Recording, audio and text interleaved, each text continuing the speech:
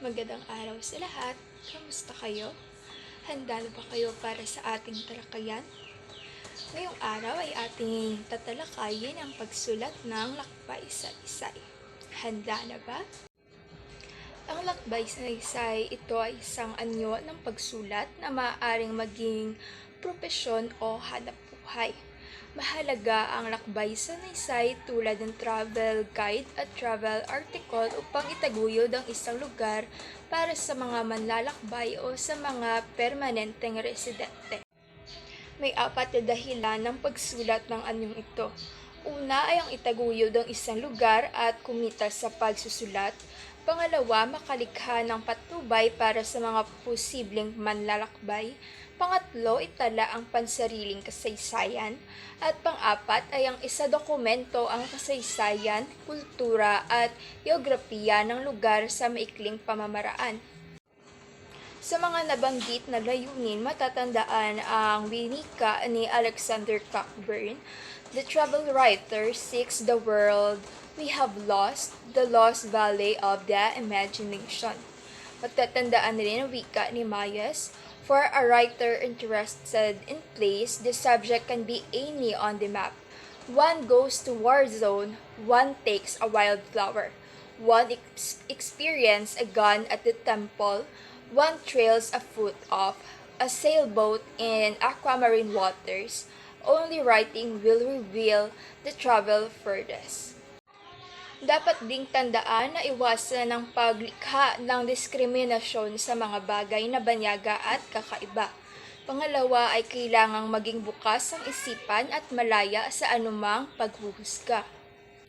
Ang masining at makabuluhang pagbabahagi, susi sa mainam na pagsulat ng lakbay-saysay, ang erudisyon o ang pagtataglay ng sapat na kaalaman at pagkatuto sa isang paglalakbay. Tumutukoy rin ito sa pagkilala at pagpapakilala sa sarili at sa pagmumuni-muni sa mga karanasan sa proseso ng paglalakbay. Naisasagawa ang pagkilala sa lugar sa pamamagitan ng interaksyon sa mga tao, partikular na ang mga lokal. Ipinayo ni Coelho na kailangang tumambay sa mga bar ng isang lungsod upang makapagtagpo at makipaghalubilo sa karaniwang tao.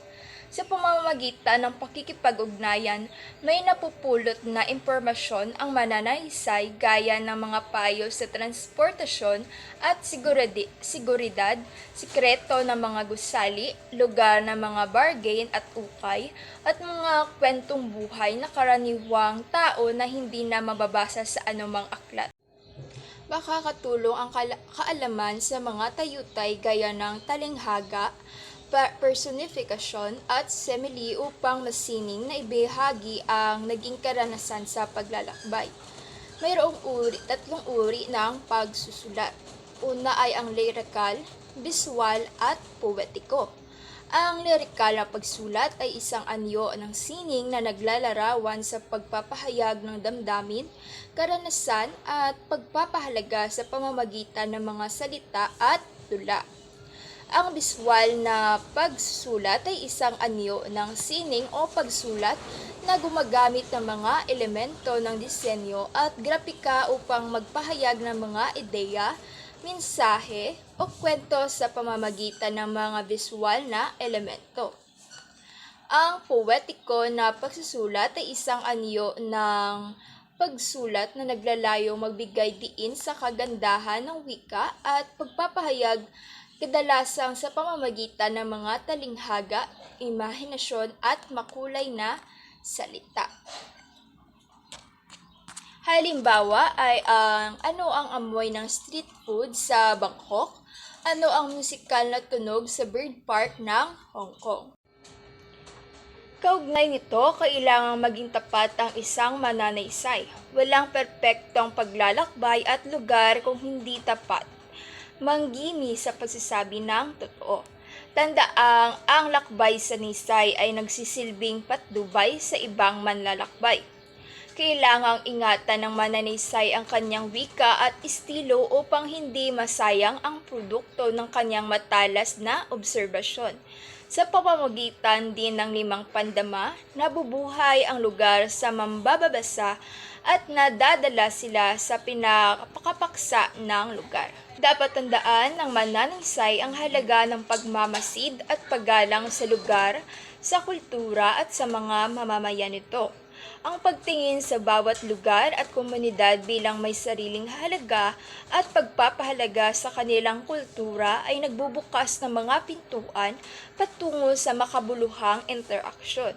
Ang respeto ay nagbubunga ng tiwala at sa pamamagitan nito mas nagiging bukas ang mga pintuan ng mga kwento. Ang ilan sa mga halimbawa nito ay ang kailangang magsuot ng tama kapag papasok ng templo o lumang palasyo.